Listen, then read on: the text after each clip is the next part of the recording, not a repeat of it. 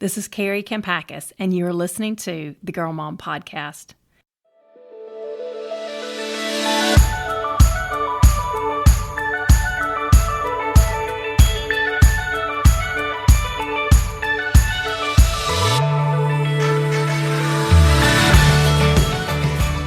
Welcome, friends, to the Girl Mom Podcast. This is Kari Kampakis, your host. As most of you know, I am raising 4 girls myself, 2 girls who are in college and 2 girls who are still at home with me. And one thing I've learned about raising daughters is the irony of raising daughters in a world like we see today. When our daughters are little, we tend to emphasize things like kindness, compassion, and being a light. We talk about the fruit of the Holy Spirit and how God's Spirit inside of us produces qualities like love, joy, peace, patience, kindness, and generosity. But as our girls grow up, it's like something inside of us shifts. As mama bears, we have intuition and also a special radar on things that might potentially hurt our children. And as our daughters enter a world full of dark realities, the conversations start to change. Especially as my girls entered the teenage years and headed to college, I would start to tell them things like, have eyes in the back of your head, trust your gut, and don't let anybody make you feel like you're crazy. Be slow to trust and know that trust is earned not over a weekend or a spring break trip or even your first semester of college, but slowly over time as you witness somebody's character and choices. I also gave my girls permission to be rude if someone gives them a weird vibe or pressures them. Now, this is kind of hard when you've been raised to have good manners, but our girls need to think about this and hear this in advance. If a guy is a good person and their radar about him is wrong at the beginning, then he'll understand that and be glad that they know how to look out for themselves. He may even laugh later on that they totally pegged him wrong. Girls today need healthy assertion in so many different areas of life, and there's a way to help our daughters be both kind and smart, gentle and shrewd, soft and strong. As C.S. Lewis said, we need to have the heart of a child and the mind of an adult. And once again, I have Nashville counselor Kim Anderson with me to talk about teaching our daughters the healthy assertion they'll need to navigate our broken world. If you enjoy this podcast, please leave us a 5-star review wherever you listen and share this episode with friends. Also, if you haven't done it already, we would love for you to join us in Nashville, October 25th and 26th for a mom retreat that Kim and I are leading called Moms with Impact, Becoming the Most Influential Voice in Your Teenager's Life. If you enter the code Nashville at checkout, you'll get $100 off your ticket price until September 15th. We'd love to see you there and have you be part of this inaugural group. Thanks so much for tuning into this episode today, and enjoy the show. Welcome back, Kim. It is great to have you here, as always. I appreciate you making the special trip from Nashville this morning. Thanks, Kari. I always love being here and love my time with you. I know. Well, that is same here, likewise. And we had a good conversation about this, as we often do, before we actually start an episode about raising an assertive daughter. And, you know, one thing that we talked about was how we weren't really raised to be assertive. And we weren't really raised really with anybody teaching us how to use our voice in a healthy way, in a productive way. And so I think that's what's made it hard for moms raising daughters today, is that sometimes we're trying to teach them skills that we had to learn later in life. And, you know, the thing about being assertive is I think we just live in a world of extremes. And so some of us, especially those of us who maybe grew up as a people pleaser and we didn't use our voice, it's very easy at this stage in life to really swing the pendulum too far the other way and not be assertive, but maybe be, you know, too harsh or aggressive because you're so tired of never having used your voice. But then, you know, that brings its own set of consequences. And so I think that, like I said earlier, you know, how do we teach our daughters to be kind and strong? How do we teach them to, you know, give people the benefit of the doubt, but also don't be dumb, you know, don't be naive. Like I said, have the heart of a child, but the mind of an adult. Like, we live in a world, it's just a fallen world, and there are a lot of dark realities out there. And, you know, I tell moms, especially moms, when they tell me that their, you know, 3-year-old's a spitfire, and I'm like, you're actually going to be glad. Like, you, especially in the world today, these girls need grit. They need grace, but they also need grit. And you don't want them going out and being a pushover, but you also don't want them to go out and steamroll people. Yeah. So I think that's the challenge for us raising daughters in this day and age. Yeah, it's such a challenge. And as a recovering people pleaser, it took me a really long time and lots of work on myself to find my voice. I just spent so much of my life worrying about what people thought of me or how they felt about me or if they were upset about me. And it was so freeing when I was able to get to the other side of people pleasing and learn how to have an assertive voice. And so when I think of what does an assertive voice look like, I'm always using this metaphor of a teeter-totter, right, where we have this middle ground between passivity and aggressiveness. And so if you think of that teeter-totter with passive on one side and then aggressive on the other side, that middle pivot point is assertiveness, right, where we can we're not stuck in passivity, but we also don't have to be aggressive to get our way, to get our point across. And those are skills that we want to teach our girls. Oh, that's so good. And I love that visual you give as well. And, I think that one thing we talked about, the first tip on raising an assertive daughter is teaching them that it's okay to say no. Yeah. And if there's somebody listening that doesn't even know how to say no, if they've never had that opportunity, if they don't know how to set healthy boundaries in their life, I really highly recommend the Boundaries books, because it really gives that Christian perspective that, no is biblical, learning how to use no in a healthy way. But you need a lot of discernment on how to do that. Mm-hmm. And so, like I said, we said a lot of girls are people pleasers, and they don't think they're able to say no. They think their job is to make everybody else happy, which, as we know, can lead to a lot of problems. Yeah, and I think in a lot of Christian homes, we can buy the lie that it's bad to say no, mm-hmm. right? That we're not being virtuous, that we're not being kind, that we're not helping others out, which is definitely what we are called to do. But Matthew 5:37 is very clear. It says all you need to say is simply yes or no. Anything else or beyond that is from the evil one. And so it's okay to say no, and what we need to do is let them know that you can be kind and set boundaries. And I think a lot of times people think of boundaries as something that is unkind to do, but you can learn to set those boundaries with kindness and to be able to lean into the conflict. It's when we avoid the conflict that, we get in those passive ruts, and then we build up resentment, and when we've got resentment in our hearts, it's mm-hmm. because we don't have a clear boundary when we know that we need to say no.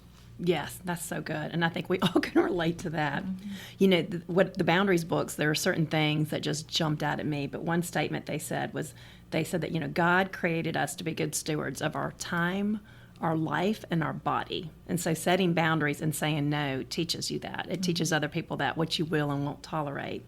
And the other thing it said is that people who truly love you and respect you, they're going to respect your no. Yeah. There are a lot of people, they'll be your friend as long as you're saying yes. But the second that you don't go along with what they want, then, you'll know whether they respect your boundaries by how they respond to your no. Yeah. And that could be in a friendship, that could be in a dating relationship. But, a lot of people just want to control other people.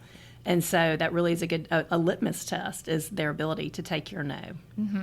Well, people that violate boundaries, boundary violators, obviously do not like them, and they're going to pitch a fit. When you finally put that wall up, you might start with a fence, and say, hey, here's the gate at the fence. Please don't come in unless you ask, right? Mm-hmm. And boundary violators will obviously steamroll through that. So then you have to put up a bigger wall where they're going to get a grenade and throw it over the wall to figure out how they can get you to react to get their way. Mm-hmm. But eventually they'll move on. Eventually mm-hmm. they'll go find another property that doesn't have a clear fence or a clear wall that they can just walk into and violate. And so but again, we set boundaries to protect ourselves, not to make other people happy. Mm-hmm. And so it's Brene Brown, I think, that says, setting boundaries is having the courage to take care of yourself, even when it's going to disappoint somebody else. And that's a hard thing to do. We can't set boundaries unless we're willing to disappoint other people. Right. And again, if you're a people pleaser, if mm-hmm. you put your identity and your value in whether or not other people are happy with you, mm-hmm. then you're not going to want to do that. I didn't want to do that. Right. I did not want to disappoint people. Yeah. So let's think of some practical examples of when it's okay to say no, whether it's for a girl or for her mom. Let's just give people some examples that, no is not always a bad word. It's not a rude word, especially if you say it in kindness. Right. Overcommitting, right? Mm-hmm. Any activity that they're being asked to do that doesn't work for them, for their schedule. I think back to, just being a room mom in elementary school. I dreamed of being a room mom. Like, I Right. could not wait. I was a teacher, and then I had kids, and I thought, I cannot wait to be the room mom. Well, by the time, I had the chance to do that, I was back in grad school. I was working on my counseling degree. My husband, Dave, was deployed in Iraq for a year, and I was parenting on my own. And, and I was saying yes to so many things that I didn't need to be saying yes to, right? And that would have been a great thing. A lot of our yeses are important things, but every time we say yes to something, we're saying no to something else. And so I needed to say no. I said no to being a room mom because I knew that I couldn't do it. And so that was a practical way for me to pour into the things that I needed to pour into in that moment, which was my schooling and my kids, Yes. But I think we do that so often. We just extend ourselves till we're running ragged, and we model that then for our kids. And so we're not having family dinners at home at night. We're not having connection time because we're so overcommitted. We've said yes to so many things that our families are getting they're getting the worst, right? They're anxious. Our kids are anxious. Our house is completely unorganized. Not picking on that. I'm not the best at organization, but everything falls apart because we're so afraid of saying no. Yes. Soccer teams, travel teams. Yeah. I mean, I could go on and on. Yeah. Well, and the thing about being an adult, and as we're teaching our children to be adults, is like that's a life skill because nobody's going to set boundaries for you. No. So if you don't learn to do it, and I do see a lot of girls, they might have a job offer, like, well, I might as well take it. I don't have another plan. I'm like, that doesn't mean you should take it, because you wait if you're not, excited about it, or this doesn't feel right. Wait. It might be God has you in a season of waiting. There's something else for you that's going to come. And even just a recent example for me, I guess in recent years was, I'm a writer, but then as you release books, you get invited to speak. And so that's become a bigger and bigger part of my career. It's not something I ever aimed for or dreamed of, but I love it. But it got, it used to be I would and when my first books first came out, I could take speaking events as they came, and I always just got enough invitations. And it was so good. It was enough to for me to keep my family balanced, to still write and do all that. But anyway, just in recent years, I started getting more invitations that I could accept. But what happened was I had just accepted things as they came with no rhyme or reason, no thinking, well, I'm already going to be in Atlanta, so I could add on this event here while I'm speaking in Marietta. It was just kind of randomly taking things, but then all of a sudden I was booked for a year and a half out. And I would get an invitation that I'm like, oh, I really want to do that, and there was no room for it. And so it was my way of okay, lesson learned, I'm going to stop committing. And so what I did is I started collecting invitations, and I still do it. And so I'm like, tell me, these are my fees, these are all the details.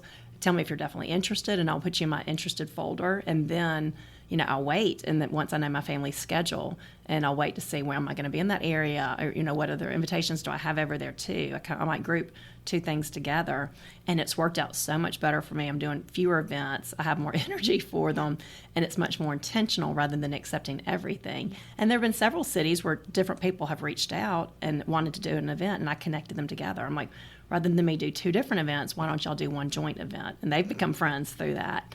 But that was hard for me because I like being able to say yes, and I've just learned that this is better for everyone if we can set the boundaries. It is. And it's better for us as moms when we're not overscheduled. Yes. And we're not running ragged because of all of our yeses. And it's better for our kids because if we're stressed, it overflows on them. Yes. And so, again, we're modeling that life skill of what it looks like to put the most important things first. And, another practical way to look at that is just influence, who our kids are around. When we're at an age where we're still managing play dates or we're still managing social outings, so to speak, kind of before the driving years. It's being purposeful about surrounding our kids with positive influences and kids who are kind of walking the same path with them.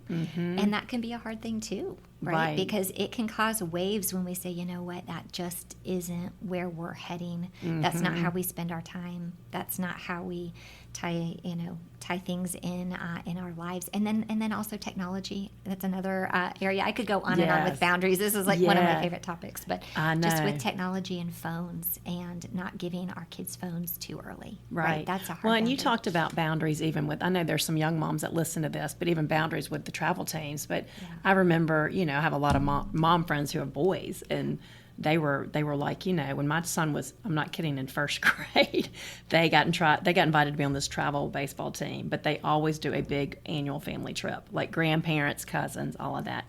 And, this trip was scheduled for the same time that this team was going to be playing. And so we had to decide, and all these older moms were like, if he's not on this track in first grade, then you're going to be up a creek. He will never play baseball in college. Exactly. He will never make the junior high team or the high school team. And she's like, seriously, like, especially with boys in sports, that pressure is put on them in kindergarten or first grade. And so that's just a great example. It's like, my friend decided, well, this is more important, this family time. You only have a limited window to do that.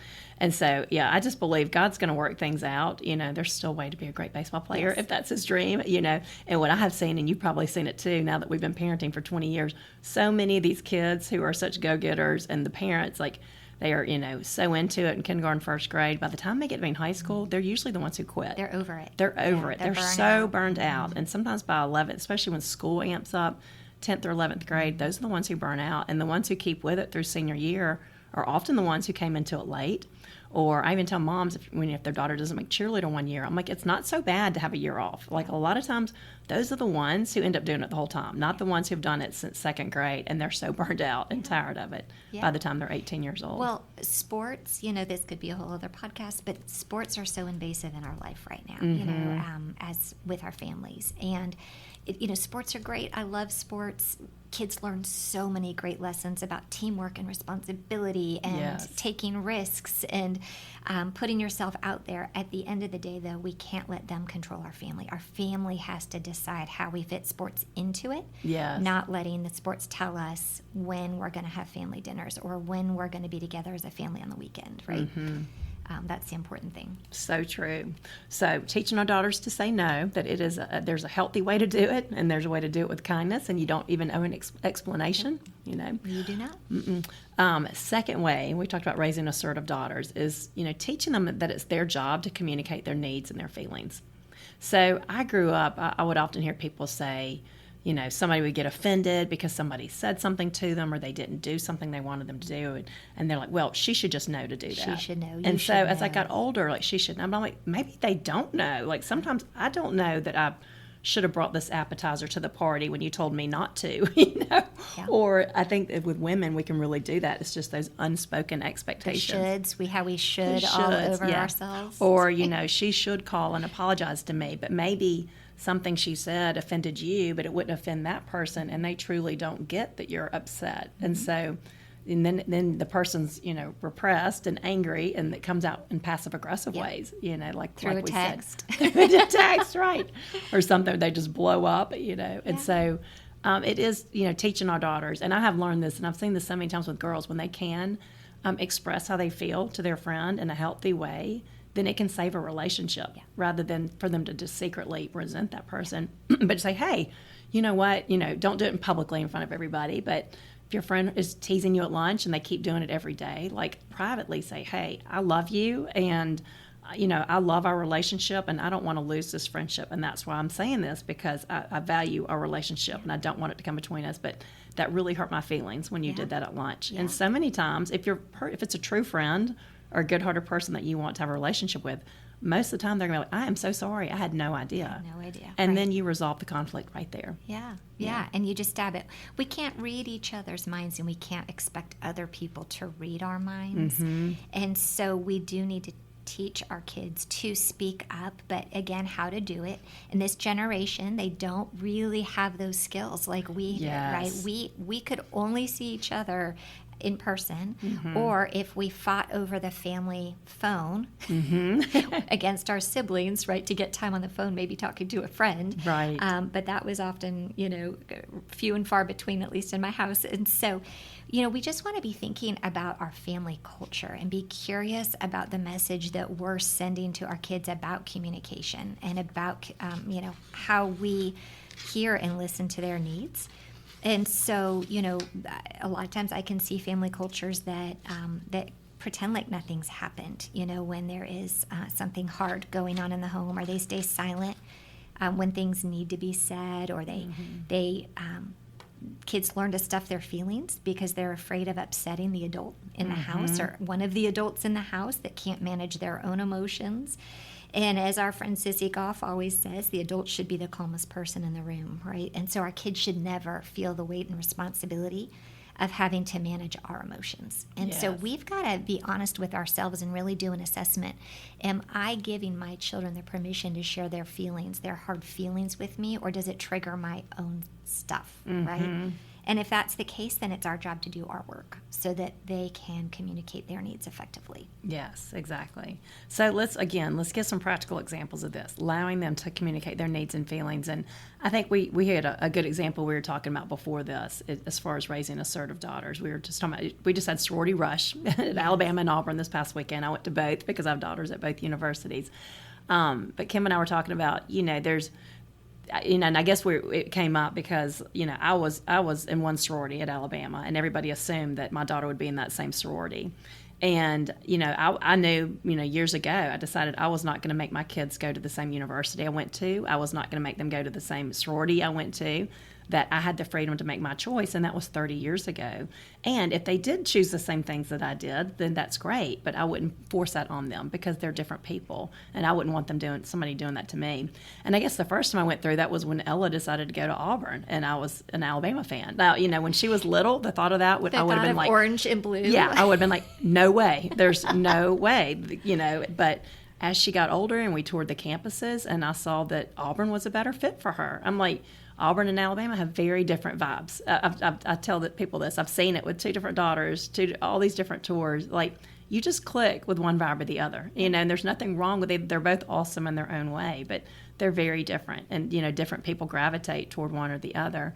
And so I was, I just knew when we were touring, and I'd see her on both of those campuses. I'm like, I don't see her at Alabama. Like, I just don't think this is where she would thrive the most. But then we went to Auburn, and that's where she did thrive, and, and it ended up being great. But then the same thing. So then, Sophie decided to go to Alabama. And so a lot of people are saying, oh, well, she'll be a Kappa like you are. And I'm like, I'm not putting that pressure on her. It would be awesome, but she gets to make her own decisions. But there are a lot of moms who don't do that, that they force their daughters to be whatever they were 30 years ago because they were in the sorority and their grandmother was in the sorority, and it's a family legacy. And I just think that's unfair, and I don't think it teaches our girls to think for themselves and to be assertive and to do what's best for them rather than what might be best to make us happy. Yeah. So if we can just pay attention to that, to the freedom that you gave your girls, right? You gave them the gift of being able to choose for themselves, and it's not about you. Right? You didn't make it about you and your needs. You made it about them and their needs. And you're being that, like we talk about all the time with the circle of security, that bigger, stronger, wiser, and kinder parent by relinquishing your expectations of them. And so I cheer you on, and I cheer on all the moms that are able to do that because, again, no child can bear the weight of disappointing their parent. Right. That's so good. And I do think for us to be able to do it as parents, we have to find fulfillment in things beyond those things. Yes. I think I've got work in my family. I've got so many other things that I'm finding fulfillment in, that if I was putting too much pressure on these things in my past, that they were wonderful for me and they were right for me. And, and the way I look at it too, even when mine are choosing a sorority before, I was like, you want to be where God wants you to be. And I can't tell you that because I'm not in their head. That there are certain conversations as our girls get older that we're not privy to. And, there might be something that sometimes we disagree with it, and it's because God is calling them to do something or be somewhere, and we don't have that. We're not in that conversation. That's between them and God. And we've got to help them tune into his voice. If we want them to live their best life, we want them to tune into that. And when we're always telling them what they need to do or why they need to be somewhere, it's really not fair because we're not teaching them to listen to where's God wanting you to be? And I was like, God wanted me to be a Kappa. It was awesome. And it was through my sorority sister that I met my husband. My pledge sister grew up next door to him, and she was like, y'all need to meet. You're both middle children, overachievers. Like, she was always trying to set us up. And that kind of planted the seeds. It took years to actually happen. And I was like, oh, whatever, But I was like, that was the right place for me. But I want the same thing for my daughters, whether that was in my same sorority or somewhere else. Well, when we overparent because it's about us and we have an agenda for what we think their life should look like, we really do clip their wings, right? We talk about leaving the nest all the time. We want our kids to fly, but they can't fly if they haven't had the chance to figure it out and to trust their own instincts, to trust their gut, to use discernment. And so those are all life skills that they need to develop in order to thrive and be healthy adults. Right. And so we just want to make sure that we, again, are not making it about us. Yeah. And it reminds me, too, I talked to a friend last year, and her daughter got accepted into a really great university. And we were talking about how, I guess it was spring semester at her school. She goes to this nice private school, and one of her friends, it's a friend of hers, but the daughter could not decide where she wanted to go. And she was telling my friend, she's like, you are so lucky that your daughter knows exactly where she's going to go. My daughter will not make a decision, and she's so indecisive and blah, blah, blah. And my friend was kind of laughing to me because she's like, what I wanted to say that I couldn't say to my friend was like, you're not giving her any options, because she had forbidden her, you cannot go to this. She'd given her like 5 schools she couldn't go to, like couldn't even look at. Wow. Because she didn't want her to go in, some great state schools, but that just was not an option. Yeah. And so, the daughter was so confused, she couldn't make a decision. And I was like, it's sad because she's doing her daughter a real disservice. Like, she's teaching her daughter to listen to her and not God's quiet voice inside of herself. Yeah. And that quiet voice inside of herself is what she's going to need most when she actually goes to college, because her mom's not going to be there. Right. She needs, like we talked about, that discernment, trusting your gut, listening to what God's calling you to do. Yeah. Yeah, and that's why we see anxiety rates, skyrocketing, I think, with this generation when we're, for a myriad different reasons, right? But one of them is when we overparent and when we keep the parameters so tight because it makes us feel safe that we're then robbing them of that grit, right? They need that grit. They need the resilience. They need to fall off the bike and get back up and figure out that they can get back up while we're cheering them on. Right. We don't want to remove the bumps. And that's kind of what that mom was doing, is saying, well, that would be a bump and that would be a bump. So we're going to take those off the table. Right. Instead of her going, I'm going to figure it out. Right. Yeah. And I even have friends that their daughter, we're here in the South, but they've had, their daughter went to look at a school in California. And they're like, in my head, I'm like, there's no way I'm going to let you go to California. But I'm sure if the daughter was begging to go, but they're like, you know what? I'm not saying anything. I want her to figure it out for herself. And I just think in so many things, that's the way to do it with our girls or our sons, is like, okay, let's go. You're interested in that college? Let's go visit. Check it out. Let's make a fun trip of that. And, even if you're in the back of your head, you're saying no way. I think sometimes they'll end up probably where you're hoping they will, closer to home, if you give them that freedom to decide rather than forbid it at the beginning. Like, no way, you're not going out there. Because it just makes them want to go to California more. Right. It makes them want to get away from home. We push them out of the nest, and, instead of them wanting to come back. Yeah, right, but I know several moms that has happened to, that their child wanted to go across the country, and they just had to let them entertain that idea and to really think about it, and then they ended up staying a little bit closer to home. But yeah. But anyway, that goes back to teaching our kids to communicate their needs and their feelings, and helping our daughters be assertive in that sense, that it's a good thing. So important. Yep. Mm-hmm. Okay, and then the third way we had to help our daughters to be assertive is to just know it's okay if you're wrong. Yeah. Let's talk about that. Yeah. Well, part of what we were just talking about, it's okay if you go to you think you want to go to California for school, and then get out there and decide, what, I want to stay closer to home, right? Right. It's okay to make mistakes. It's okay to have to figure it out. And it reminds me of a time, like a lot of times we can put this perfectionistic mindset on ourselves where we feel like we have to do it right. And if we don't do it right, we're a bad person, or our parents are going to be disappointed in us. And so the biggest gift that we can give our girls, and all of our children for that matter, is this freedom to mess up, the freedom to make mistakes. And I think of a time, I grew up, again, as a people pleaser, and I didn't trust my gut. I didn't really listen to it. And it kind of hit me hard. About a year ago, I was in training in Atlanta for experiential therapy. And so, we did a week-long training where we learned all of these great experiential exercises that we did for ourselves that we can then use with our clients. And it was wonderful. But I was an outsider to this group. So it was a team, and then I was able to just join in. So the whole week, they didn't make me feel like an outsider, but I wasn't going back to work with them.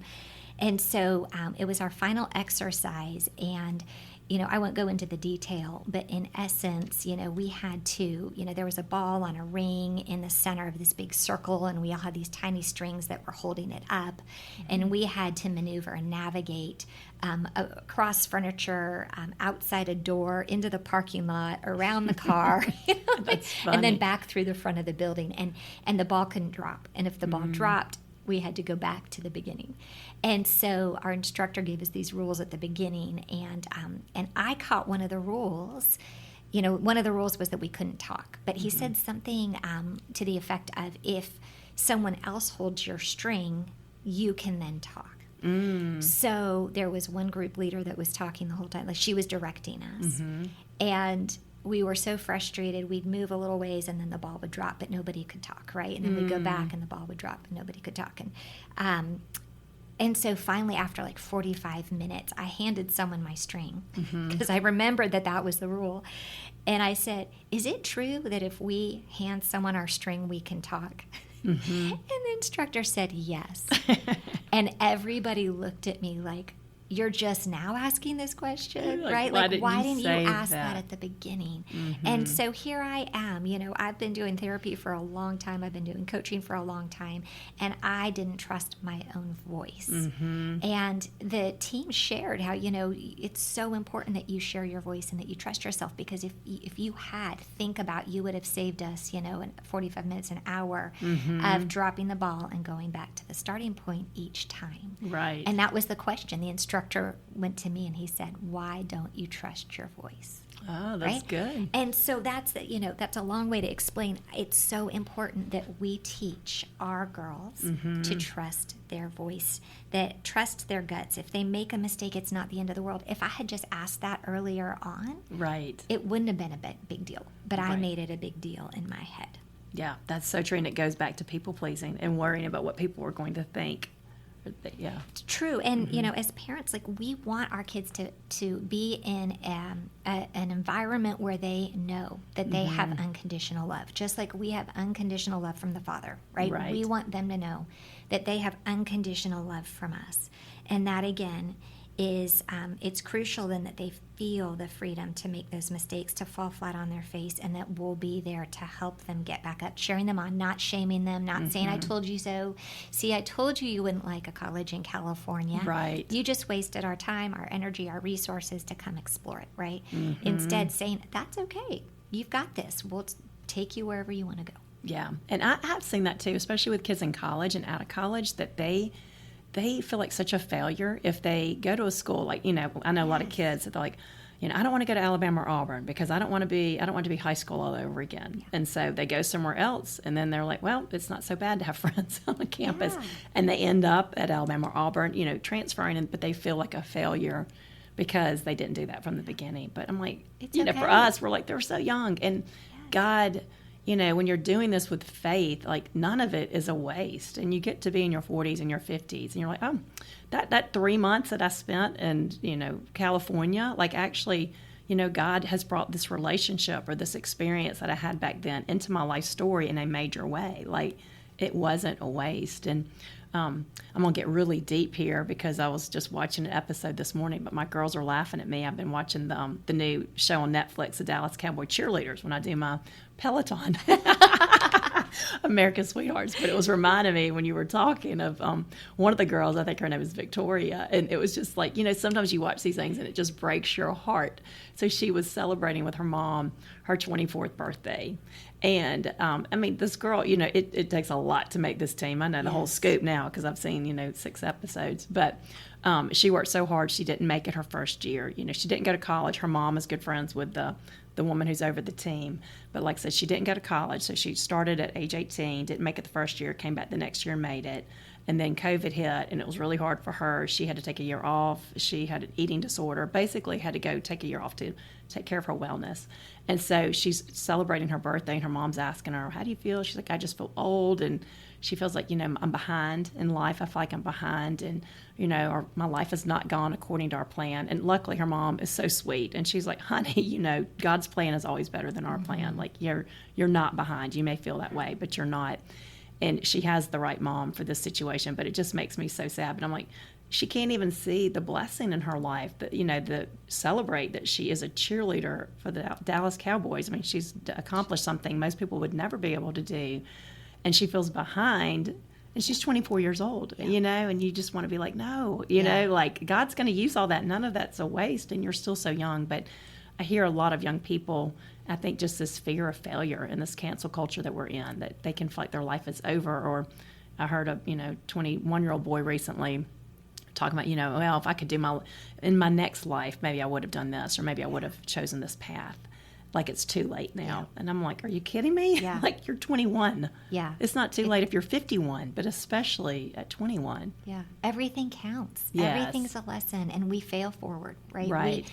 We don't know where we're going unless we step out and find out and try. Mm-hmm. And then he lights those paths, the path up for us as we're walking. And it's just, again, it's normalizing. It's cheering your kids on in failure, yes. cheering on their mistakes, going, hey, what'd you learn from it? Great. What can you do next time? You've got this. Mm-hmm. It's okay if you don't want to play baseball anymore, right? It's okay if you want to, go to California, all of it. Right.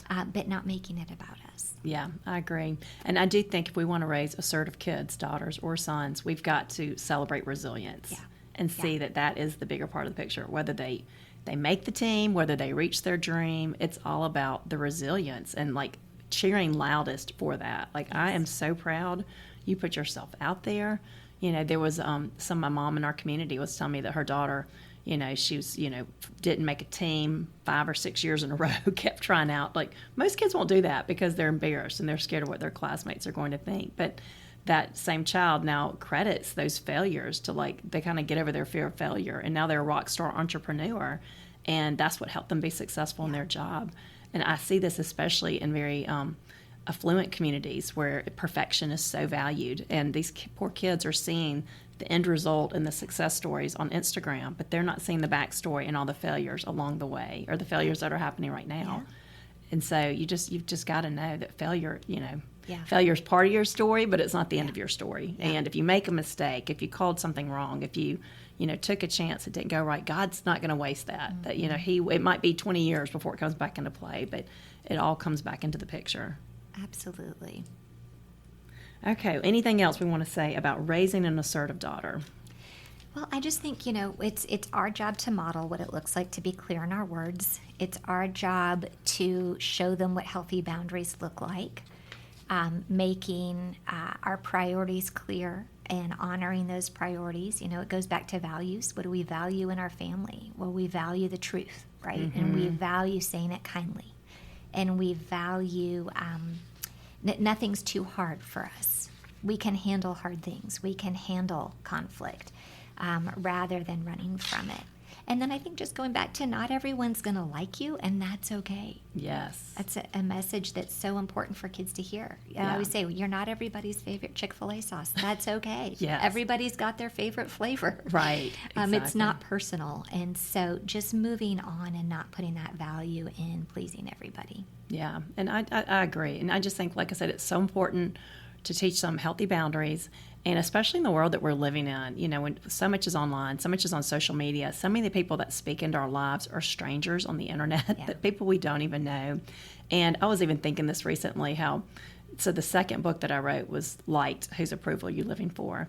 And I wrote that book for teenage girls. But I mean, now that I look back, I'm like, God had me spend that year for myself, like for a year, because it's all about not being a people pleaser, like knowing that if you're pleasing God, you can't worry about who's gonna agree with you or not agree with you. Like, you've just got to do what He's calling you to do, and He's going to bring the right people and the right relationships into your life if you're doing that.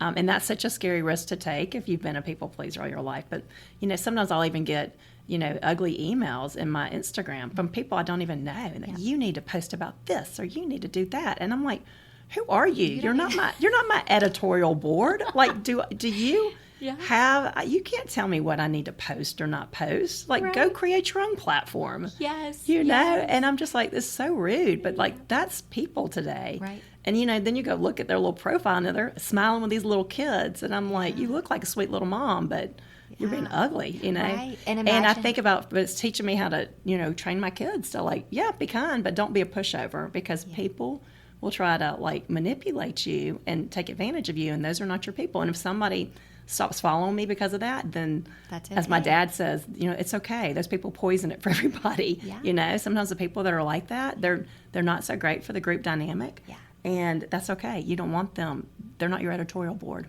They're not. We talk a lot at Elevate Moms, the practice that I run, we talk about the invisible board of moms and how we just, so often we're not even trying to please real people. We're trying to please this invisible board of moms that doesn't really even exist, right? True. But their negative comments exist in our brain, or their judgment of the cupcakes that we made for the school party, live in our brain.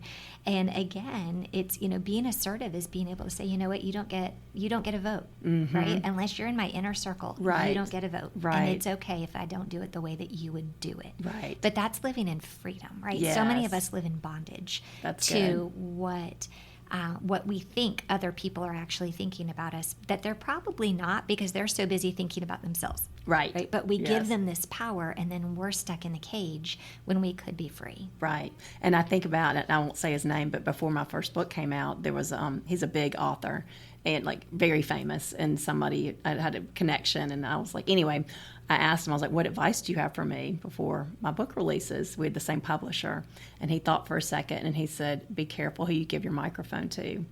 And I thought that's exactly what he's talking about. Like this is, if it's your platform or your voice, like don't give your microphone to somebody else. Like they have their own microphone. They are free to go use it. Yes. But back to your point, just know what you believe. If you're listening to God, if you have a trusted inner circle, this goes back to friendships and relationships. You want sound-minded people. You want godly people in your life. Like I know now, like if I have an issue or I'm trying to figure something out, I've got people I go to. Hey, let me process this with you. Let me get your opinion. Like I know I respect their opinion. I know that they try to do what's right in the eyes of the Lord. And so those are the people I consult, And so you just got to know that's part of being assertive. It's not like not listening to anybody. It's just knowing who to tune into and who to tune out, and being able to discern that. Yeah. And having that clarity.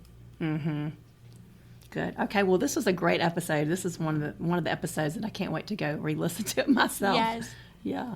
But again, for you moms who are out there, especially you young moms that are listening, I know a lot of you have little girls. I hear it all the time. And, ooh, she's a spitfire. She's a mind of her own. There's a lot of kids out there. Every family has at least one. And it's actually a good thing. I mean, we want to channel it in the right direction. But this is just encouragement to you that, like I said, we need our girls to have grace, but we also need them to have grit. You do not want them going out into the real world, not being able to stand on their own 2 feet or stand up for themselves when they need to. And I hear a lot of stories that back that up, especially as they get to be in the teenage and college years.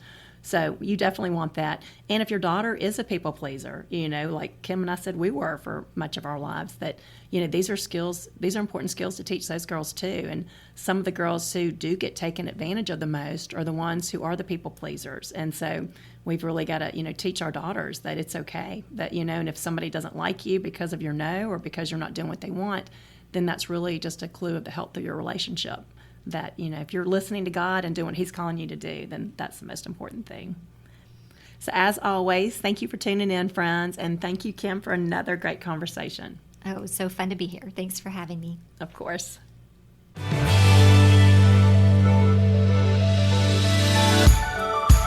Friends, thank you for tuning in today.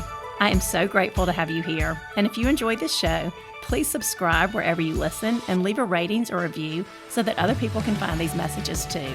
For links to my books, my social media, and my new community on Substack, check out the show links. Thanks again for your support, and have a great day.